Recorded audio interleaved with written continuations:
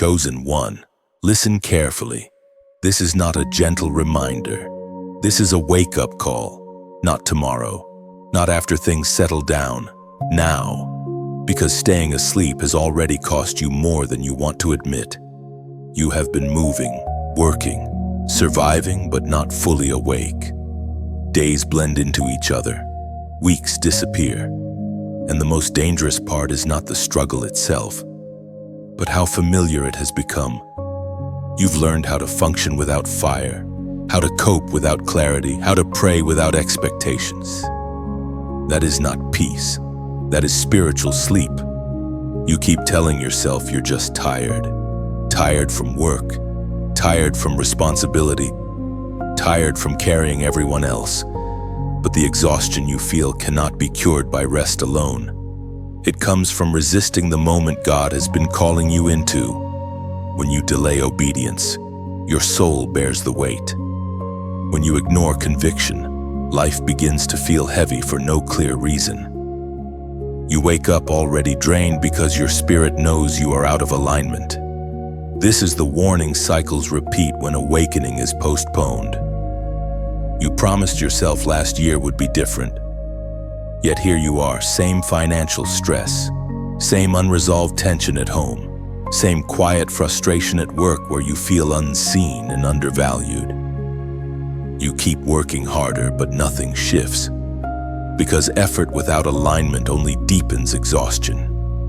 You are not stuck because you are incapable. You are stuck because you are asleep to what God is asking of you now. Picture a real moment. It's Monday morning and you're driving to work, sitting in traffic, gripping the steering wheel. Your mind is racing deadlines, expenses, family expectations. You whisper, there has to be more than this, and there is, but more requires awakening. More requires courage. More requires obedience that interrupts routine. If you keep staying asleep, you will keep asking questions you already know the answer to. This message is not here to shame you. It's here to confront the comfort that has been quietly killing your momentum. Spiritual sleep doesn't always look dark or sinful. Sometimes it looks responsible, busy, logical, safe. You do what's expected, but not what's required. You choose what feels manageable instead of what feels called. And slowly, your edge dulls. Your discernment fades.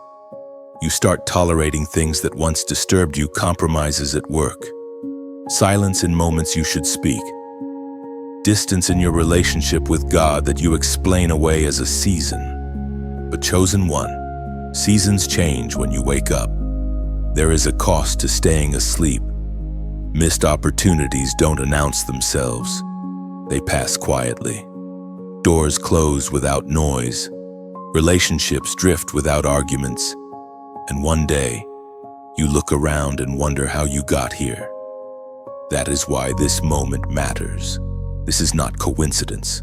This is not just another video. This is divine timing intersecting with your responsibility. Yet hear this clearly, there is hope, and it is immediate. Awakening does not require you to fix everything at once. It requires honesty. It requires the willingness to stop pretending you don't hear God when you do. The moment you choose to wake up, direction begins to return, courage rises, peace starts to replace pressure. Not because life becomes easy, but because you are finally aligned. There is a word that speaks directly into this moment with precision and authority. The ancient words recorded in Romans, chapter 13. Verse 11 still echo today. The hour has already come for you to wake up from your slumber, because our salvation is nearer now than when we first believed. This is not metaphorical language. This is a command. Wake up, not later. Now, because delay is not neutral, it is dangerous. And obedience is not loss, it is protection. Imagine the alternative. You wake up with clarity instead of confusion. You approach your work with purpose, not resentment. Your financial decisions begin to change because your priorities change. Conversations in your family become honest because you stop avoiding what matters. You pray with confidence again, not desperation. This is what awakening produces, and not chaos order, not fear authority. So here's the direct question you cannot avoid. What area of your life have you been numbing instead of confronting, and how much longer are you willing to pay the price of staying asleep? Chosen one, if you feel this message pressing on your spirit, do not brush it off. Respond. Like this message to mark this moment. Share it with someone who is drifting without realizing it. Subscribe so you don't disconnect from what God is unfolding. And as a clear act of awakening, at the end of this message, comment 777, not as a ritual, but as a declaration that you are choosing to wake up, realign, and step into what God has been calling you toward. Joseph did not step into pressure by accident. He was not reckless. He was not lazy. He was not disobedient. He was chosen, and that was precisely why pressure followed him everywhere. From the very beginning, his life was marked by isolation that didn't make sense. Betrayed by his own brothers. Thrown into a pit not because he failed, but because he carried something others could not tolerate. Sold into slavery, not because God abandoned him, but because destiny required separation before elevation. Joseph's story matters because it mirrors what many chosen ones experience today. Pressure that feels non-stop. Isolation that feels unfair. Seasons where no matter how faithful you are, things seem to get tighter instead of easier. You did what was right, yet you were misunderstood. You worked hard, yet you were overlooked. You stayed loyal, yet you were pushed aside. And like Joseph, you've probably asked the quiet question, why does obedience feel so lonely? Joseph served faithfully in Potiphar's house, and still trouble found him. Not because he was weak, but because integrity attracts testing. He refused compromise, and that refusal cost him his position, his reputation, and his freedom. Prison followed not as punishment, but as training. Isolation deepened, silence stretched, time slowed down, and yet, God was not absent in the prison. God was shaping discernment, patience, and authority where no one could see it. This is where the story meets your everyday life. You may not be in a physical prison, but you know what confinement feels like. You go to work, but your ideas are ignored. You do more than your role requires, yet promotions pass you by. You feel boxed into a financial situation where no matter how carefully you budget, there's always pressure. Or maybe it's relational, you are surrounded by people, yet deeply alone, because no one truly understands the weight you carry. Isolation does not always mean separation from people. Sometimes it means separation from validation. You do the right thing, but no one applauds. You stay disciplined, but no one notices. You remain faithful, but results delay. This kind of isolation is heavy because it attacks your sense of worth. It whispers, if this mattered, someone would see it by now. But Joseph's life proves something critical. Obscurity is not rejection. It is refinement. In prison, Joseph continued to serve. He interpreted dreams that were not his own while his own dreams remained unfulfilled. Imagine the tension of that, helping others move forward while you remain stuck. This is a familiar pain for many chosen ones. You encourage others, you pray for them, you support them, and then you watch them advance while you remain where you are. That pressure is real. That isolation cuts deep. Yet this is where God works most precisely. Pressure compresses purpose. Isolation sharpens identity. When there is no audience, no applause, no reassurance, what remains is truth. Joseph learned who he was without titles, without family, without comfort. And that is what prepared him for power later. Authority that is not tested in isolation will collapse under visibility.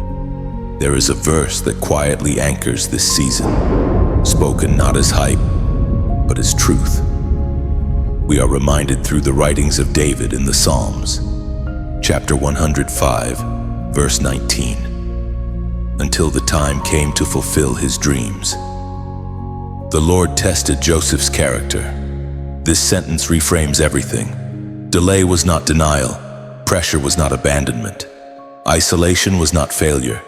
It was testing not to destroy him, but to make him trustworthy with what was coming. Think about your current pressure, the financial strain that keeps you awake at night, the responsibility you carry for your family with little support, the work environment that feels restrictive, where you know you are capable of more but remain unseen. These are not random. They are revealing what cannot be shaken out of you. Character, faith, integrity, endurance. Joseph could have grown bitter. He could have compromised and he could have shut down. But instead, he stayed internally aligned even when externally confined. That choice mattered more than the timing, because when the moment finally arrived, sudden, unexpected, irreversible, Joseph was ready. Not because life became easy, but because pressure had done its work. Hope does not come from escaping isolation quickly. Hope comes from understanding it correctly. This season is not meant to break you. It is meant to clarify you. You are learning to hear God without noise, to obey without applause, to trust without visible evidence.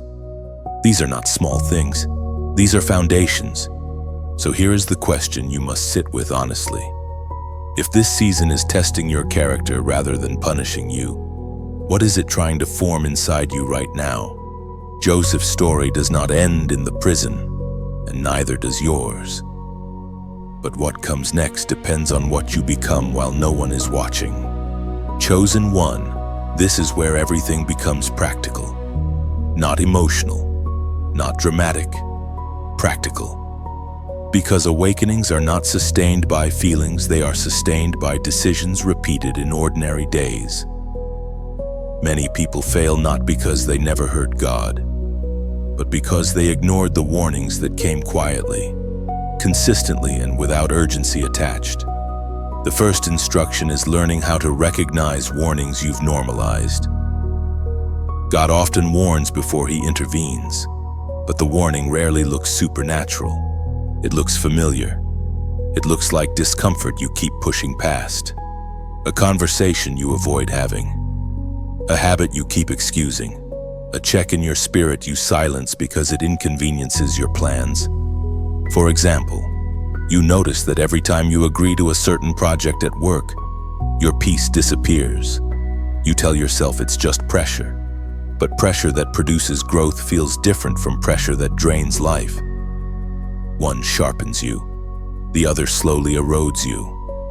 The warning is not the workload, it's the internal resistance you keep ignoring.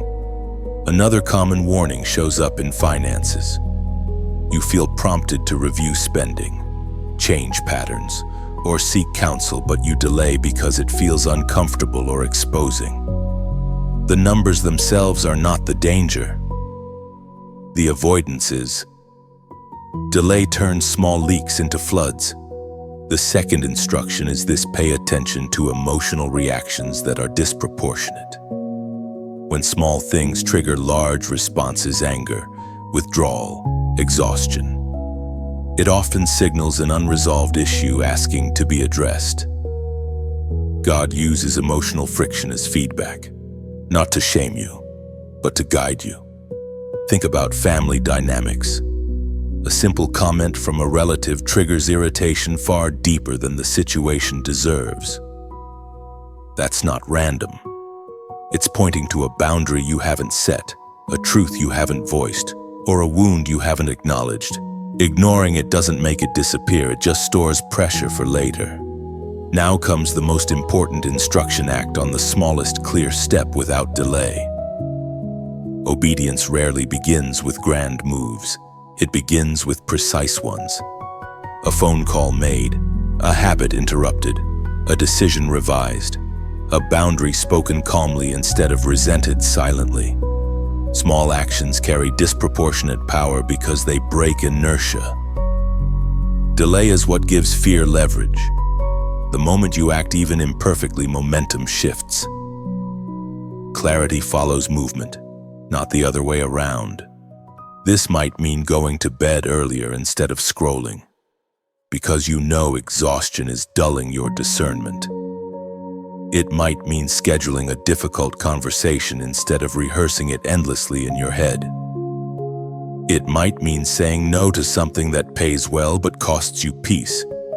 These actions don't feel spiritual, but they are. Here is where many people get stuck. They confuse waiting with wisdom. Waiting is wise when you lack clarity. Delay is dangerous when clarity has already been given.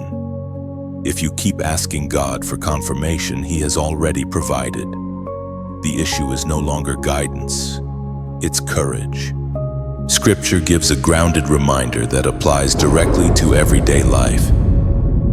Heaven speaks clearly through the words in Deuteronomy, chapter 30, verse 19. I have set before you life and death, blessings and curses. Now choose life. Notice what is missing. There is no timeline extension, no negotiation. A choice is presented and responsibility follows. Hope enters here in a very real way. You do not need to fix your entire life this month. You need to interrupt delay in one specific area. One honest action restores self-trust. One obedient step recalibrates direction. Over time, these small responses rebuild confidence, not confidence in yourself alone, but confidence that you can respond when God prompts you. So here is the question you must answer honestly. What warning have you been explaining away instead of responding to, and what small action would honor it this week? At this point, response matters. Not publicly for performance, but inwardly for alignment. I want you to comment a short phrase under 4 words that captures decision, not emotion. Comment, I choose clarity. This is not a motivational line. It is a mental pivot. By writing it, you are naming your direction. Clarity grows where decisions are acknowledged. When you choose clarity, you stop negotiating with what you already know and begin moving in truth. Chosen one, your life will not change all at once, but it will change the moment you stop delaying what has already been revealed. Small obedience today prevents heavy correction tomorrow, and the path forward becomes clearer, not louder, but steadier. I choose clarity means you stop bargaining with what you already understand. It is the decision to face truth without delay, even when clarity requires discomfort before it brings peace. Choosing clarity also means choosing momentum. Once truth is acknowledged, action follows. Confusion fades not because life becomes easier, but because direction replaces hesitation and obedience restores inner alignment. Chosen one, now we move from warning to wisdom, from awareness to action.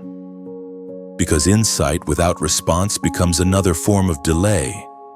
God rarely shouts instructions, He sends signals, and most people don't fall.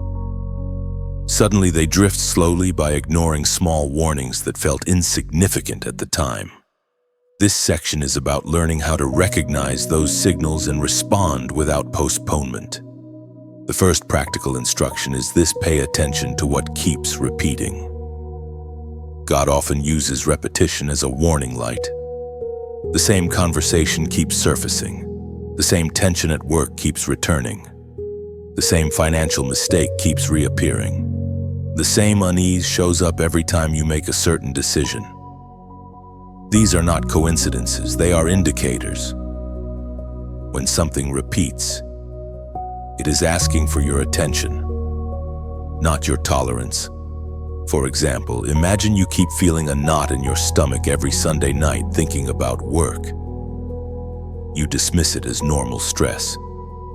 but over time, it grows heavier. That is not just exhaustion. It may be a warning that something in your environment is misaligned with who you are becoming. Or consider finances you keep running short at the end of the month. Not because you don't earn enough, but because you avoid looking closely at where money goes. The warning isn't lack, it's avoidance. The second instruction is this: notice what drains you instead of sharpening you. God's direction, even when challenging, brings clarity. Prolonged confusion often signals resistance. If a habit, relationship, or commitment consistently leaves you spiritually dull, emotionally numb, or internally conflicted, it deserves examination. You don't need a dramatic sign. Your lack of peace is already speaking. Many people wait for a major crisis before they act, but obedience usually begins much smaller. That leads to the third instruction: act on the smallest clear step you already know. Not the full plan, not the 5-year vision. Just the next right step that has been quietly waiting for your yes. This might look very ordinary: sending the message you've been postponing, setting a boundary at work instead of staying silent, turning down an invitation that pulls you back into an old pattern, waking up 10 minutes earlier to pray instead of scrolling. These actions feel almost too small to matter, but they matter because they break delay. Obedience accelerates when procrastination stops. Here is a common trap: over-spiritualizing delay. You say you are waiting on God, but deep down, you know He has already spoken. Waiting is holy when God is silent. Delay is dangerous when God has been clear. Clarity you ignore today becomes confusion tomorrow. Think of a real-life moment. You're in a conversation with a family member, and you feel prompted to speak honestly but gently. You don't. You keep the peace outwardly, but tension grows inwardly. Weeks later, the relationship feels colder, heavier. The warning was there. The small action was available. But delay compounded the cost. This principle applies to health as well. You notice fatigue. You ignore it. You feel tension in your body. You push through. God often warns through your limits. Listening early prevents collapse later. Small obedience preserves strength. Scripture gives a sharp and practical reminder for moments like this. According to what is revealed in the book of Proverbs, chapter 27, verse 12, the prudent see danger and take refuge, but the simple keep going and pay the penalty. This is not about fear, it is about wisdom. Seeing danger early is not weakness, it is maturity. God honors awareness that leads to action. Hope enters here, clearly and practically. You do not need to overhaul your entire life this week. You need to stop postponing the one thing you already know you should address. When you act quickly on small instructions, momentum returns, confidence rebuilds, discernment sharpens. You begin to trust yourself again, not because you are perfect, but because you are responsive. Here is the grounding question you must answer honestly. What is the smallest obedient action you could take this week that you've been delaying, and why haven't you taken it yet? At this point, response matters. Not to impress anyone, but to anchor the decision. I want you to comment a short phrase, no more than 3 words, that captures your intention. Comment, "I act now." This is not a slogan, it is a line in the sand. By writing it, you are interpreting your intention into action, moving obedience out of thought and into form. Words clarify decisions. Decisions shape outcomes. Chosen one. Small steps taken promptly change the trajectory of entire seasons. You are not behind.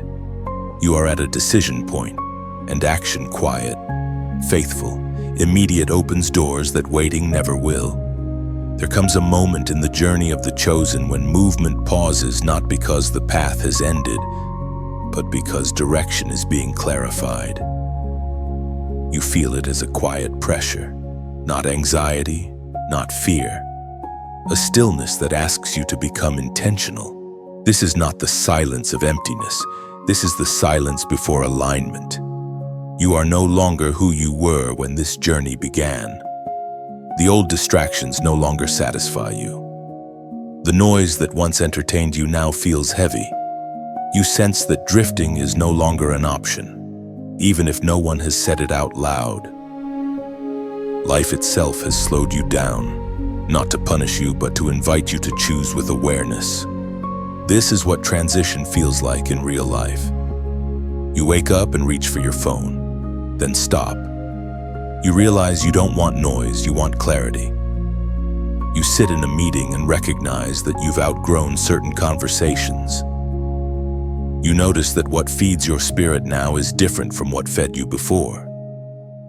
These are quiet signals that you are standing closer to the center of who you are becoming. Think of it like standing near a lighthouse at night. Ships don't hear commands. They don't receive instructions shouted across the water. They simply see the light and adjust course. The light does not chase them. It remains steady. And those who want safe passage draw nearer on their own. That is how this moment works. Nothing is demanded of you, but something is being offered. There is a fire burning here, not wild, not consuming, but steady. A fire that warms without burning, that illuminates without blinding. Some people will pass by it, glance briefly and keep moving. Others will stop, extend their hands, and feel warmth return to places that had gone numb. Staying is not about loyalty. It is about recognizing what brings you back to life. In everyday terms, this looks like choosing what sharpens you instead of what numbs you. You begin to guard your attention. You invest time where growth happens. You remain present in spaces that remind you who you are when you are fully awake. This is not discipline forced from the outside, it is devotion chosen from within. There is a truth spoken long ago that quietly frames this season. As Jesus himself declared in the Gospel of Matthew, chapter 5, verse 14, "You are the light of the world. A city set on a hill cannot be hidden. Light does not argue for its value. It shines, and those who are searching will see it." When you accept this, something shifts. You stop shrinking to fit spaces that cannot hold your calling. You stop apologizing for growth. You understand that being visible is not arrogance, it is responsibility. Not everyone will understand your path, but those who need light will recognize it. This is why connection matters, not as obligation, but as proximity. Fires burn brighter when tended. Paths are easier to walk when markers remain visible. Staying close to what awakens you keeps you from slowly drifting back into familiar shadows. And here the choice remains gentle. If this message has felt like water in a dry place, leave a sign that you were refreshed, like pressing your hand into wet sand so others know there is a shore here. If you know someone wandering without direction, carry a small flame to them. Share this not as noise, but as light offered freely. And if this space feels like a fire you want to return to, not because you are required, but because you are strengthened, remain close. Choose to stay connected. Subscribe, not to content, but to the path unfolding beside you. No one is forcing your steps. The light does not chase, the fire does not beg. Those who are meant to stay will recognize the warmth, and they will come closer on their own. You are not late. You are not lost. You are standing exactly where choice becomes clarity. One is the moment of recognition. One light. One decision. One quiet yes that realigns everything. Awakening always begins with one step toward clarity. One choice to stop drifting. One willingness to stand where truth becomes visible again. Two is movement beyond yourself. Light reflected, not hoarded. Two represents connection, what happens when what restored you is gently carried outward. Growth becomes meaningful when it travels, when one flame helps another find the path without losing its own warmth.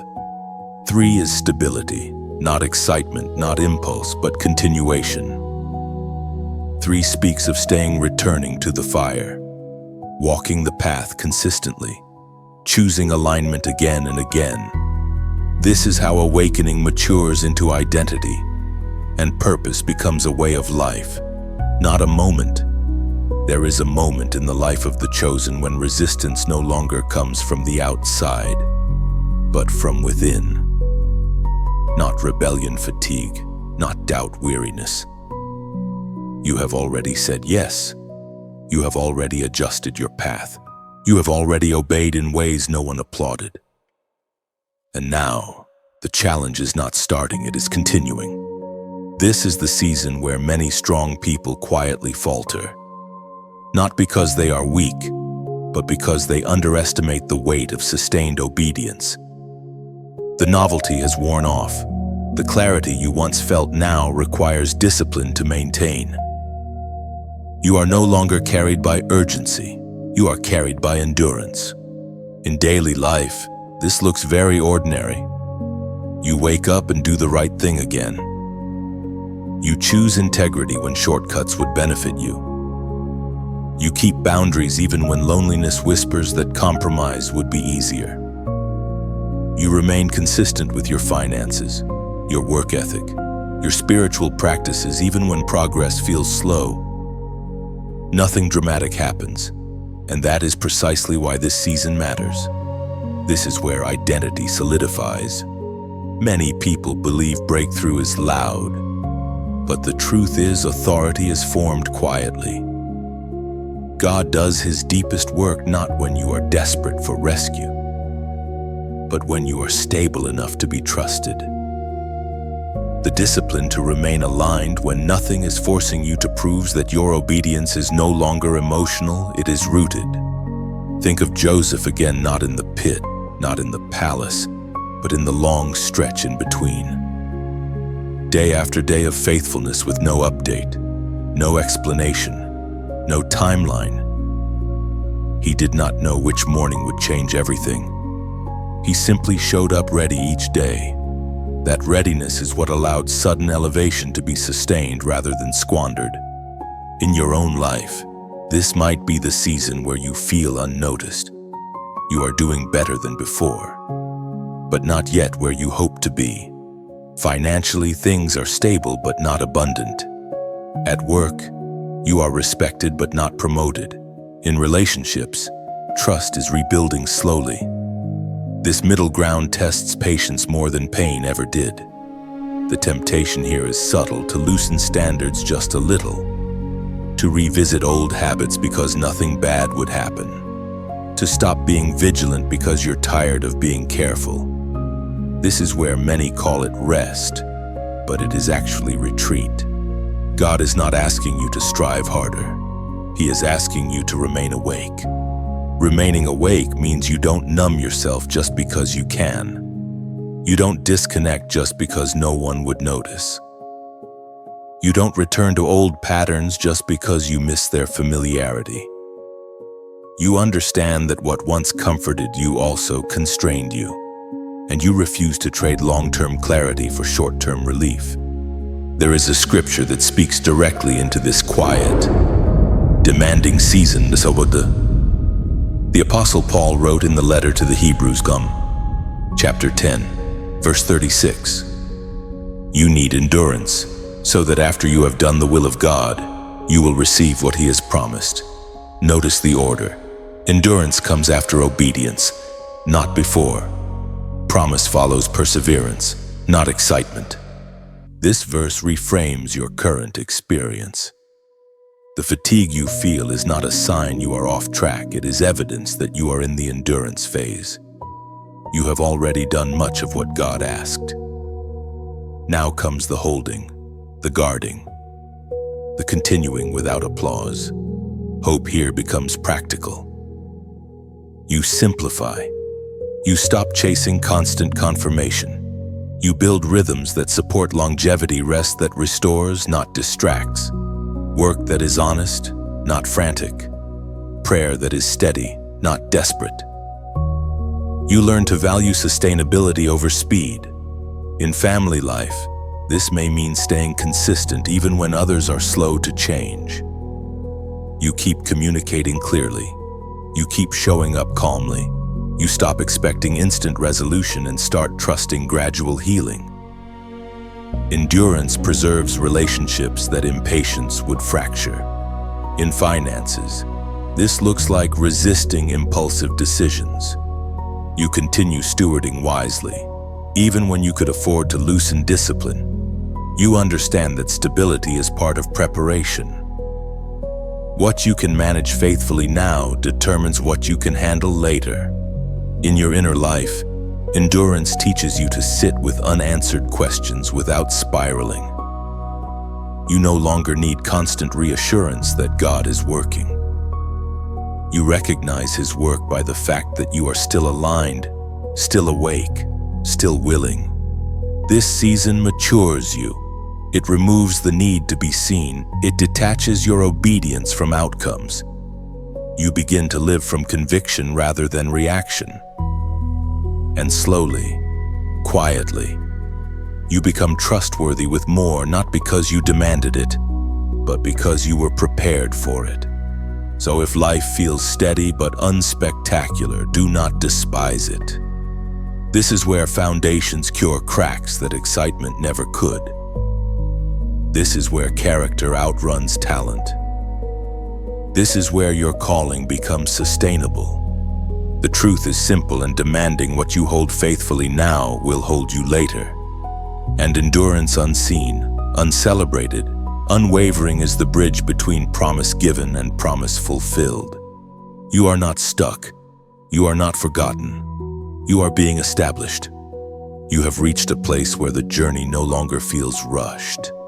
Your steps are quieter now, not because you are unsure, but because you are grounded. This is what happens when endurance becomes identity. You are no longer searching for permission. You are no longer asking whether you belong on this path. You know, there is a sacred pause near the end of every transformation. Not an ending, but a settling. Like a traveler who finally understands the terrain beneath their feet. You stop scanning the horizon anxiously and begin walking with intention. You are not waiting for life to start. You are living it awake. In daily life, this maturity shows itself simply. You speak with restraint. You choose timing over impulse. You don't feel the need to explain your growth to those who are not ready to see it. Your calm carries weight. Your presence has edges when people may not know what changed, but they feel safer around you. Light has a way of doing that. You are like someone who learned the road by walking it in the dark. Now, even at night, you don't panic. You recognize landmarks others miss. You trust your sense of direction. And without realizing it, you have become a guide not appointed, not announced, but evident. This is where your life becomes an invitation, not an argument, not a performance, an invitation. There is an ancient instruction that steadies this moment.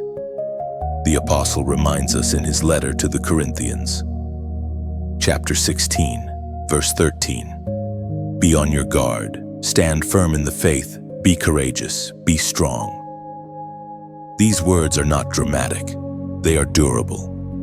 They are for those who have already endured enough to understand that strength is quiet and courage is consistent. Standing firm does not mean standing alone. It means you do not retreat into silence when your presence could bring clarity. It means you stay visible, not loud, not forceful, but steady. Lamps do not chase darkness. They remain lit, and darkness adjusts. When a path matters, travelers leave signs, not monuments, not speeches, Simple markers, a stone placed carefully, a symbol that says, "This way holds life." If this journey has mattered to you, leaving a mark is natural. A quiet acknowledgement like a simple like is the modern equivalent of placing a stone on the path, a sign that says this helped me walk further. And when light has guided you, you don't hoard it, you let it travel. Sharing is not promotion. It is lifting a lantern at a crossroads so someone else doesn't miss the turn. If a face or a name comes to mind as you listen, trust that nudge. Pass the light gently. Let it find who it is meant for. There is also something travelers do when a place has sheltered them well. They return, not out of obligation, but trust. If this space feels like a fire, you want to return to one that sharpens rather than consumes. Remain close. Subscribe, not to a voice, but to a path that keeps you awake. Returning is not dependence. It is discernment. And before you move on, there is one more quiet gesture that matters. When a moment changes you, you name it. Not loudly, not dramatically.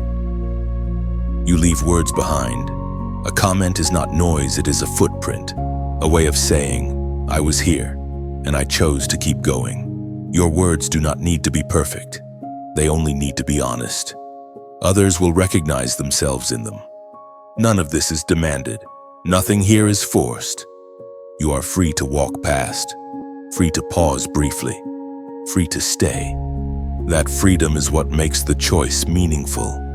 You stay because you recognize truth. You mark the path because it mattered. You share the flame because it carried you through a dark stretch. You return because growth lives here. And slowly, almost without noticing, you will see the road behind you more clearly than ever before. Not because it changed, but because you did. Your steps taught you how to walk it. Your endurance taught you how to stay. This is how chosen ones lead, not by command, but by presence. And those meant to walk with you will recognize the light and come closer, willingly, when they are ready. You don't need to announce what you've become. The road will speak for you. Consistency leaves a language behind that others can read without explanation. And faithfulness becomes a signal more convincing than words ever could. So keep walking at this pace, awake, steady, unhurried. The light you carry will keep finding its place in dark spaces, and the journey will keep unfolding, not because you rush it, but because you are ready. You don't need to decide anything right now. Not every moment asks for action. Some moments simply ask to be carried with you, quietly, into the rest of your day. Let what resonated settle where it needs to settle. Let what stirred you speak later, when you're not trying to analyze it. If something here helped you see more clearly, you're free to let it travel. Not as an obligation, not as an announcement, but as a quiet offering. Sometimes sharing is simply saying, "This might help you the way it helped me." And sometimes the most respectful thing you can do is keep it to yourself and let it work inwardly, unseen. And if nothing here felt useful, that's allowed too. You don't owe agreement. You don't owe response.